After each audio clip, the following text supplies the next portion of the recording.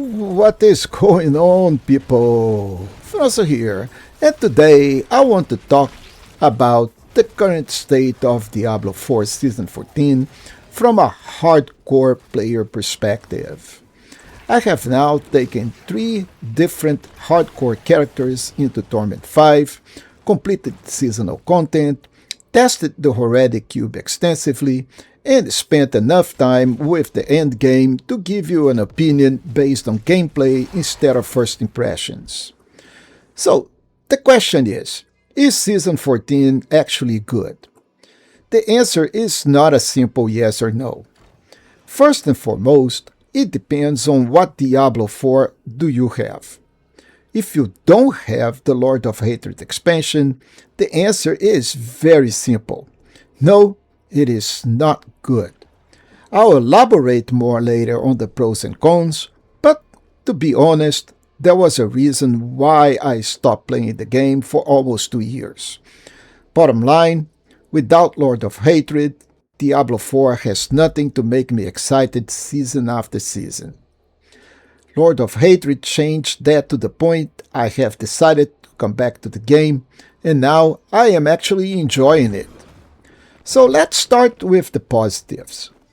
From a hardcore perspective, this season gave us more build experimentation than we have ever had in a long time. The Horadic Cube opens up a lot of possibilities. Between transfigurations, tuning prism, mythic crafting, and the new rune interactions, there is finally a reason to chase upgrades beyond simply finding another greater affix item. Blizzard also introduced the Pandemonium Ruptures, solo self-found support, tower leaderboards, and the new Mythic Unique 3.0 system, giving players more endgame activities and progression goals than previous seasons. So I have been able to make 3 completely different hardcore capable characters, and we are clearing Torment 5 consistently at the moment. And that is important, because for the first time in quite a while, I don't feel forced to get into a single meta build, and the game actually rewards understanding the mechanics. But the season also had some problems. First, the season mechanics of Pandemonium Ruptures is nothing new, and the Realm Walkers just feel plain old. And of course, there is the Mythic drama.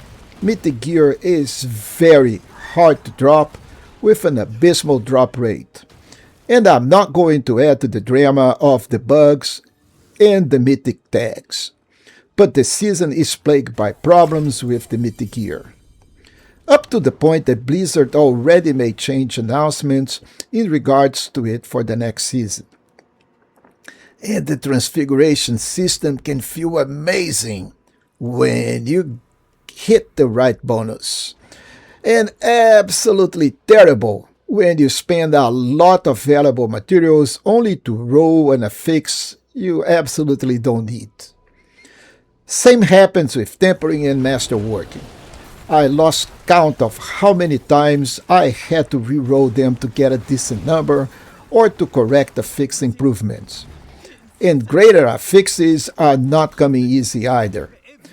Get prepared to re-roll a lot of times if you hope to get a greater affix. That does not feel exciting, folks. It feels like punishment.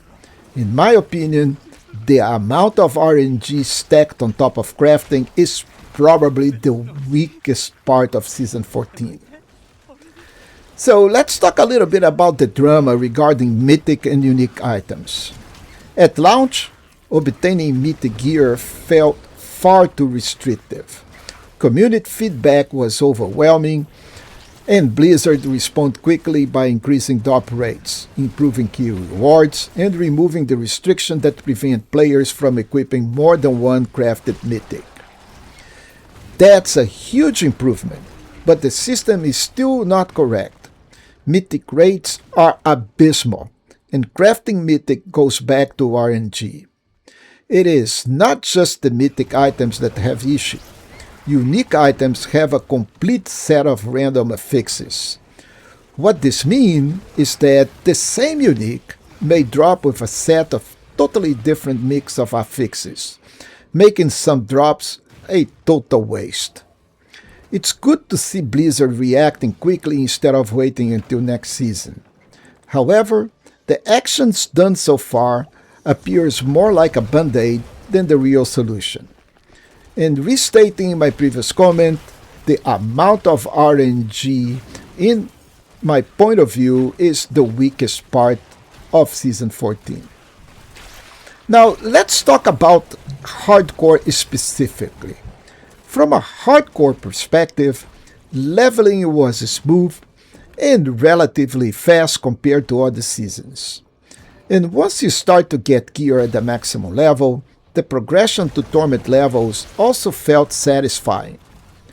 Now, farming runes and ancestral gear felt a bit hard, especially rare invocation runes. Not legendary, folks. Rare. And currently, there is no cube recipe to craft a rare rune, only legendary ones. In regards to specific unique pieces, some are easy to farm, some are not. Depending on which boss drops it, it could take a lot of time and multiple runs. Let's, for example, with the boss is Astaroth. You have to do multiple escalation dungeons all the way to the end and run it at a torment level to have a chance to get at least an ancestral level of that gear. And forget about getting a mythic version. It simply won't happen, period. Okay, at least not in lower torment levels where you will be for a long time. Remember, we are talking hardcore here. So where does Season 14 stands today? If I had reviewed the Season 14 during the launch week, I'll probably have given it around a 6 out of 10. There were simply too many frustrating systems. But after Blizzard's recent updates, the season is in a much better place. The gameplay loops feel better. Loot progression is improving. Build diversity is stronger. And hardcore has never offered so many viable endgame options. So for me, Season 14 is still currently around a 7 out of 10. There is still room for improvement, and I mean a lot of improvements. I would like to see less randomness in transfigurations, more meaningful craft choices, better balance among some of the weaker cubes outcome, and much better rate of mythic drops. Some of the season objectives required a lot of tries and added to the randomness already mentioned. A good example would be the chaotic offering for rank 5, which required completely chaos waves 6 times during Infernal Hordes. Just for this one alone, get prepared to run between 50 and 100 Infernal Hordes run. But overall, I'm having fun. And at the end of the day, that's what matters. Now, I would like to hear from you. What build are you playing this season? Are you enjoying Death Awakening? Or do you think Blizzard still have a lot of work to do? Leave your thoughts in the comments below.